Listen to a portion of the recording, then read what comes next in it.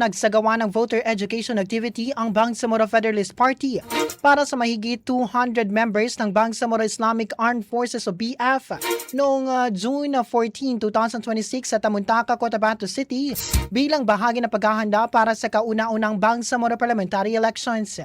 Dumalaw sa aktibidad at nagbigay ng mensahe sina MP Tomanda D. Antoc, PhD, MP Butch Malang, Minister Ahmad Brahim, BFP Secretary General Tomano Makakuwa, Commander Ustad Zawai Tondok, Commander Yasser Kadir at Commander Ibra Amaykurut na ika-32 nominee ng Bangsamoro Federalist Party.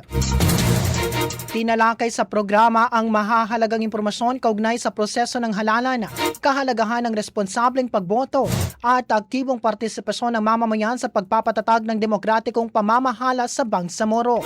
Ayon sa Bangsamoro Federalist Party, layunin ng Voter Education Initiative na mapalawak ang kaalaman ng mga botante upang makaboto ng may sapat na impormasyon at makapag-ambag sa isang mapayapa, malaya at makabuluhang halalan sa Bangsamoro.